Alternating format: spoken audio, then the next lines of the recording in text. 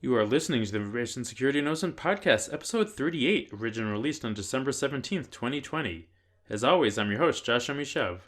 Today we have Tyrone E. Wilson on the show. Tyrone runs Cover6 Solutions, which is a information security services and training company, as well as the DC Cybersecurity Professionals Group. He does a lot of pen testing and a lot of training, so he's in a great position to talk about how folks new to the industry can gain experience before looking for a job. My three main takeaways from our conversation were: one, how to use free tools like Security Onion to learn how to be SOC analyst; two, how we use OSINT to find his biological father; and three, how to maintain your privacy while using exercise apps. You'll enjoy those three things plus a bunch of other tips along the way. Direct support for this podcast comes from BreachSense. Stolen credentials are one of the most common methods used to hack into a company network. BreachSense gives you visibility into third-party data breaches, which include your company's credentials. This enables your security team to reset stolen credentials before they're used to access your sensitive data. Head on over to breachsense.io/contact to start your free 7-day trial. And now here's my conversation with Tyrone. Tyrone Wilson, welcome to the show. Thank you for having me. Thank you. So you recently gave a talk about how folks can get into learn a bit about how to be a SOC analyst. Now, there are lots of sites that teach you how to hack. How can somebody without the experience, and a lot of times you look for a job and the first thing you want to know is how much experience you have, how can somebody without experience get into that field? You know, I'm happy you asked me that. It's one of the things that I've been trying to address for the longest time. With my mentorship, I get a lot of complaints from, individuals that are looking for jobs saying, I cannot get a job because I don't have experience, but I can't get experience because I don't have a job. So I've written a couple of articles and given a presentation on a tool called Security Onion. It's totally free, and you can use Security Onion for incident handling and response. You can look at it to learn how to adjust snort signatures for an intrusion detection system. You can create your own PCAP files from network traffic. You can upload it to the tool. You can use your own PCAP traffic to test alerts. There are sample PCAP captures that are out there that you can analyze as well. One of my favorites is TrickBot. So it's already there for you. All you would have to do is just replay the traffic. And now you can go from not knowing anything to spending a good 15 to 20 minutes learning how to install Security Onion, to analyzing TrickBot traffic and practicing doing your incident handling and response procedures based off of the IP addresses and the traffic you see. So in my mind, there's really no excuse other than you not trying to find the resources, right? The resources are there. Just have to ask the question. And what I like to do quite often is I'll see individuals on Twitter, and those individuals, they have that I guess vulnerability about them to where they say, hey, I am new to cybersecurity, but I am trying to learn this. There's probably 100% chance that if I come across that tweet on Twitter, I'm going to retweet it, right? Because it costs me nothing to retweet that. And, a simple retweet can help a person gain visibility, can help them gain knowledge, which can help improve their life in the long run. So can you give a couple examples of somebody you want to find, like the PCAP files? Mm-hmm. Are there standard sites? Somebody who is not familiar with that, where do you find the PCAP files for the various different types of malware? Okay. Other than making them yourself in Wireshark, because I also am an advocate for learning how to use Wireshark, right? One of my favorites is it's called Malware Traffic Analysis by Brad Duncan and his team. I would definitely start there. And then on the Wireshark website itself, Wireshark.org has a site full of sample PCAP captures. Cool. Okay, so for somebody starting, what would be, if you were importing a PCAP file into Wireshark, what would be the difference between that and Security Onion? Like, do you get a different view of the same PCAP file from the tools? Yes. So Wireshark is a protocol analyzer, and it shows the network traffic, but kind of in its most rawest form. And what Security Onion will do is it will take that PCAP in its raw form, but display it in a nice graphical interface that's easier to understand. It's broken down by the types of services, it's broken down by connections, it has nice graphs and bar charts, and it will list separately all of the different IP addresses that were involved, what countries they resolve to, as well as once you replay the PCAP, it will run it through its own intrusion detection, intrusion prevention system. So you will be able to identify if any of that traffic would have fired or alerted any signatures inside of your intrusion prevention system.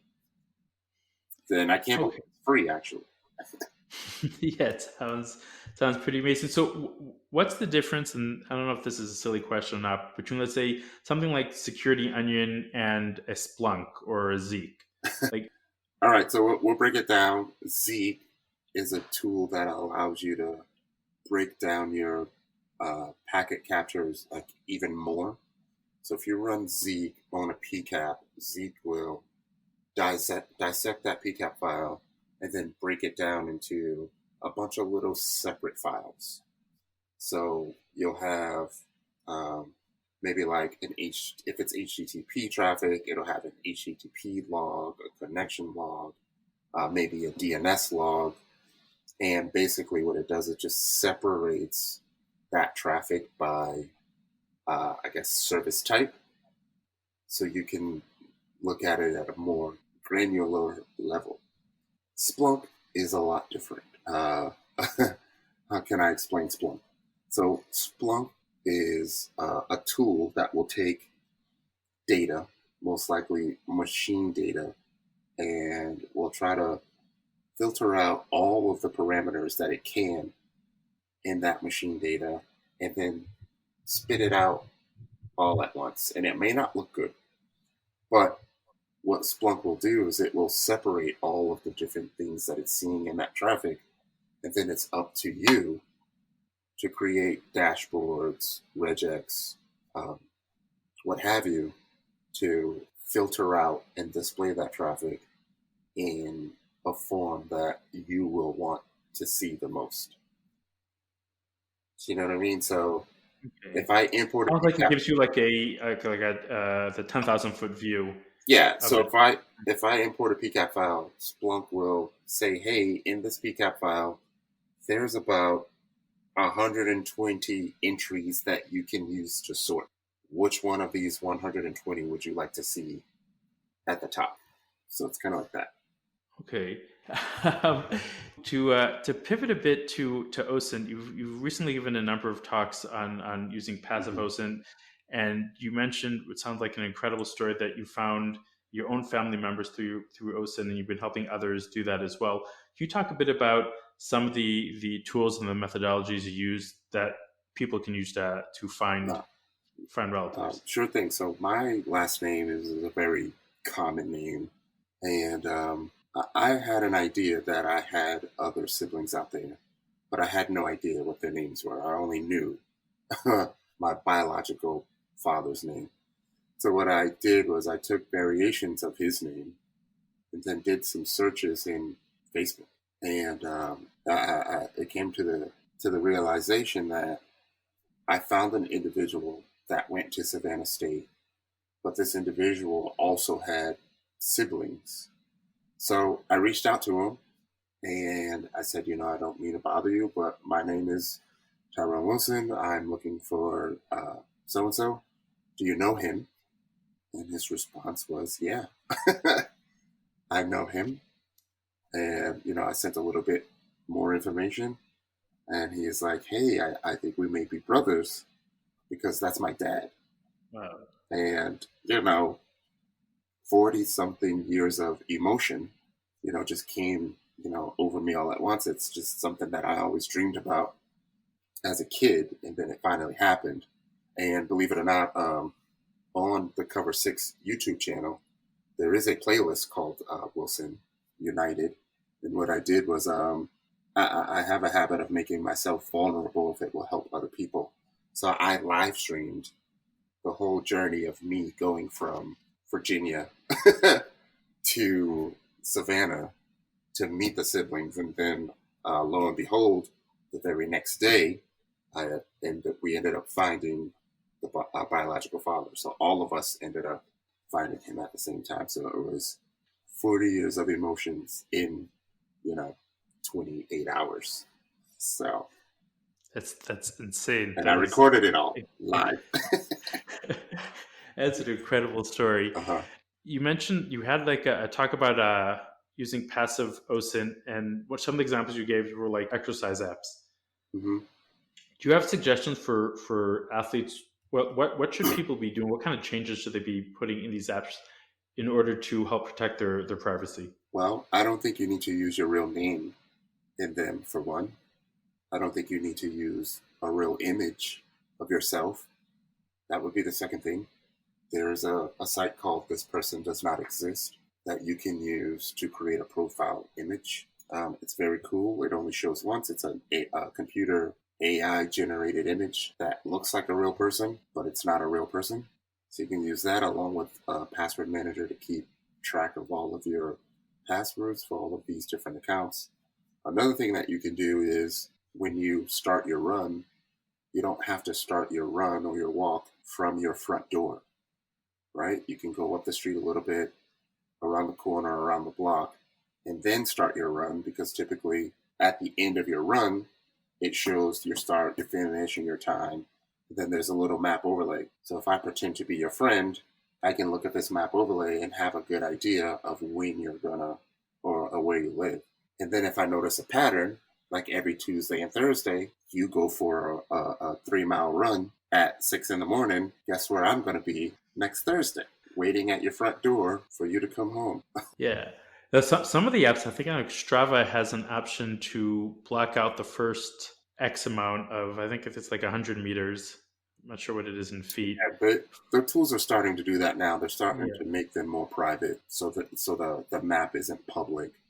And it's only shown to you at the end of the run, and then you have the option to share it if you want, and it's just not automatic anymore. Now, in terms of like pictures, there's the story there's a Japanese stalker who found some pop singer by the reflection in their pupils. Yeah. Right. So now that like coming around holiday season, there'll probably be a lot of family photographs. Yeah. So as somebody, how do you deal with that? Just be aware that, the technology is out there to be able to zoom into people's eyes. The technology is really clear nowadays.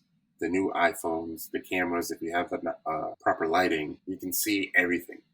So just be aware that the reflections in your eyes or images or objects in the background of your pictures can often tell information about you or tell things about you, like diplomas, magazines that may have an address label on them still, the reflections in your glasses, even silly things like carpets and baskets that are only made at specific places. It can give away where you live or the state that you live. And I know people don't really focus on OPSEC like that, but I feel like you should at least be aware, especially for your children, if you have kids, to at least have them be aware that what they're doing, say, with the TikTok dances, sometimes they'll just start a full broadcast from the middle of their kitchen. But from the kitchen, you get to see into the living room, into the dining room, and sometimes into the bedroom, and it can give away your location or your address or where you live, or sometimes even the house number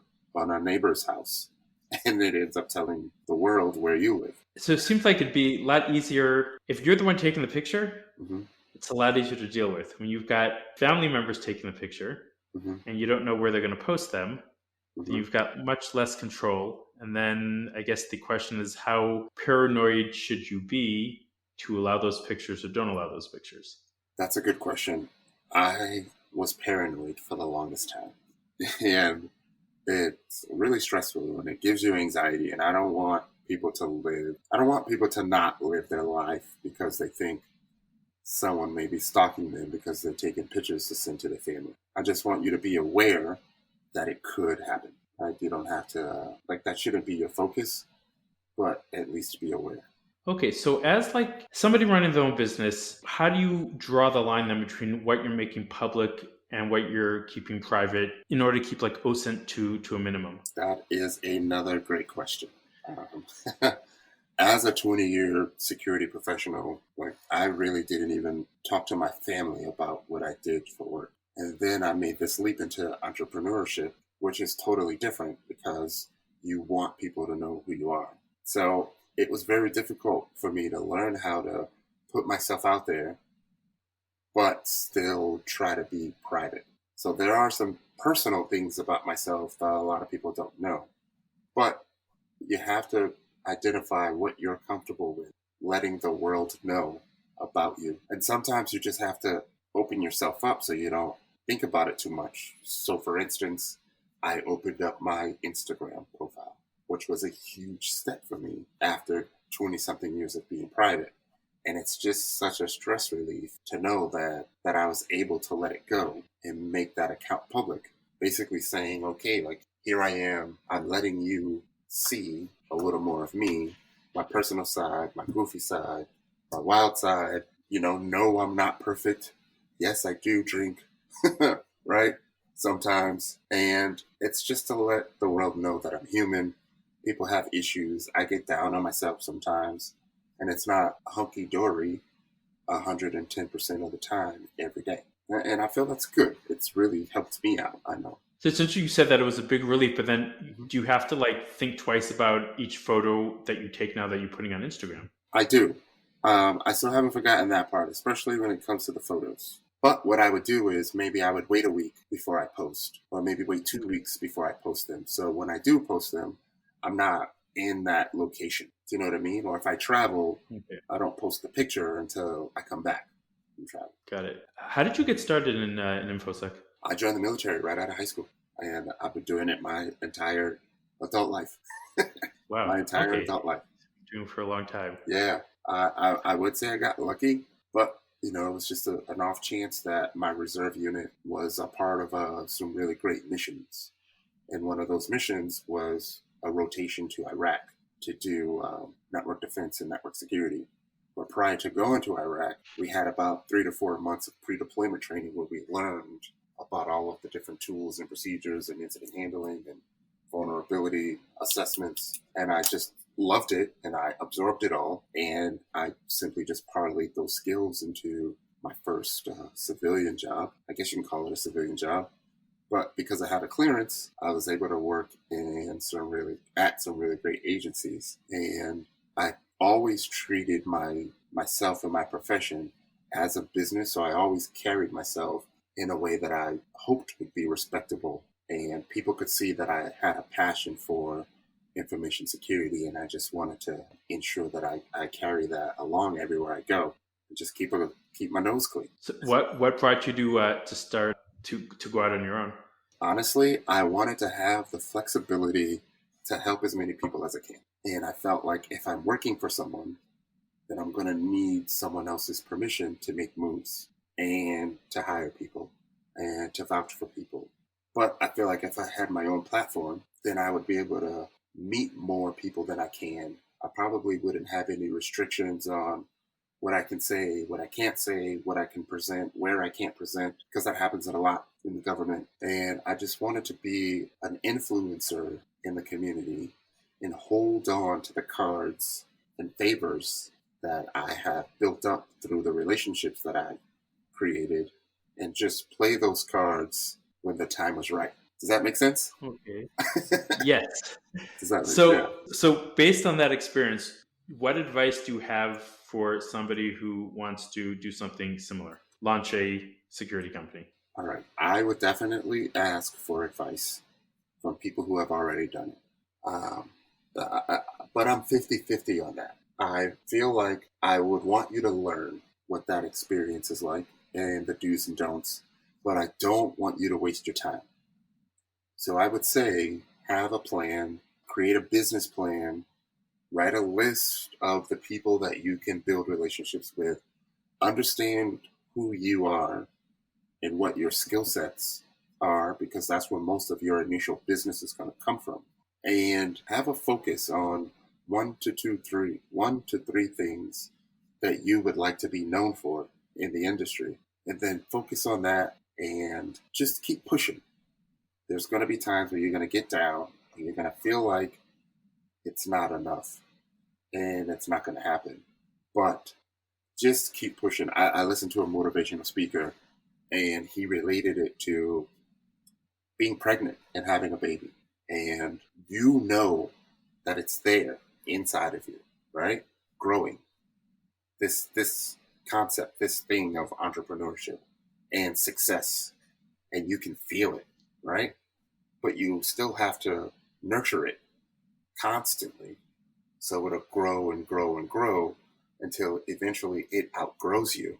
But in order to let it out so it can grow on its own, there's going to be an immense amount of pain that you're going to have to go through. And there's going to come a time where you are going to decide to either give up and say, I don't want to do this anymore, or you're going to push through that pain and take yourself to a place that you've never been before.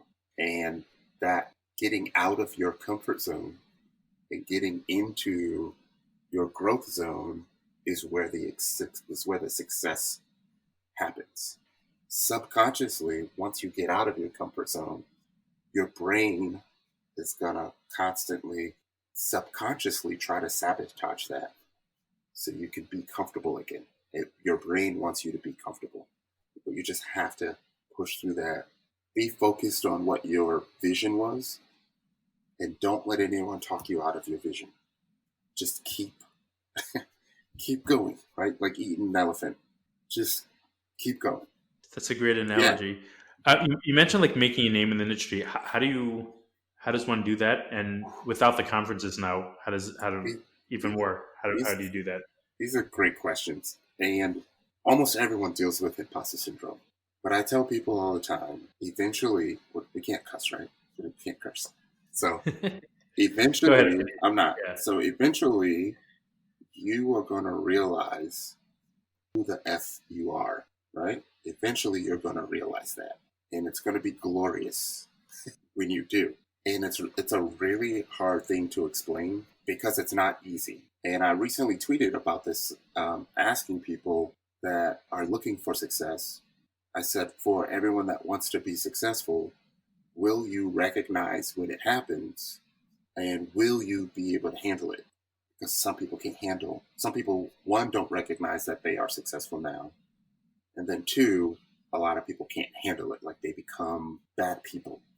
Can you back up? What do you mean when you say they don't recognize that they're successful now? What do you mean? Okay, so I realized that about myself, and I've talked to some people that are really close to me, and the analogy that they used was it's kind of like a celebrity who tries to stay humble, tries to constantly be amongst their friends, and they don't realize that they're a celebrity, and they don't realize that their status requires them to have security, right? You know how some celebrities can be in denial about that. And they're like, I'm not a big name yet. I don't even need security. And I'm not saying that I am a big name, but I do feel like I have some influence in the community. But for the longest time, I always wanted to be, I still want to be humble and one with the people, but I never felt like I was a quote unquote big name. And I was always shy about, people giving me compliments and stuff. But then I start to think back on everything, and I look at my accomplishments in my line of work. I look at the relationships I was able to build, the community that I was able to build, the platform that I created, and 600 students, over 100 meetups, almost 50 presentations now, a keynote. And eventually you got to say, I have accomplished some things, and that's okay to be able to absorb that and acknowledge that, but you don't have to be an a-hole about it. So that's been my new approach when, I look at it and I say, yeah, I'm Tyrone Wilson, and I'm okay with that. I'm Tyrone E. Wilson, and I'm okay. I'm year 25 almost, so a quarter of century in IT and in the business. I'm okay. I've accepted it. That's awesome. Can you tell us a bit about the name, Cover 6 Solutions? I wanted something that was going to be a tribute to my military service. So 6, well, if you look at a clock, 6 is like behind you. So basically, I got your back. I have the solutions to cover your back. And I'm also an IPv6 enthusiast. And I know IPv6 has been out for over 25 years, and eventually people are gonna, eventually, maybe I have to wait another 25 years, but eventually they'll convert. And I am an IPv6 enthusiast, and I wanted to have a 6 in the name. But then I got lucky because our initials cover 6 solutions, the C, the 6, and the S. If you say it fast, it sounds like seek success. Yes, that's what I loved about the name. I heard you say that. Like, that is amazing. It sounds like seek success. And I do a few things to, in the training and in the lab environment, to where I give shout outs to people. And one of the biggest ones is a shout out to my daughter. So my daughter's name is in the company logo. So whenever I get tired and I don't want to do it, I look at the logo and I get some new energy. That's awesome. All right. So to finish up, if people want to find you, where are you most active? I'm most active on Twitter, TyWilson21, Instagram as well, or the website www.cover6solutions.com, the number 6. And we just try to create content to help people as much as we can. So you'll see me posting on YouTube quite often, or through the meetup group at DC Cyber Warriors on Twitter. And I try to stay active. There may be lulls here and there when I'm not feeling my best, but I try to stay active. Awesome. Mm-hmm. Thanks so much for coming on the show. Yeah, no problem. Thank you for having me. All right, that's it for this week. If you have any comments or questions, then please tweet at me at Jamoose. And if you got value from this episode, then please share with a friend. Oh, and as a side note, I'm taking a couple of weeks off, so I'll see you all in the beginning of January.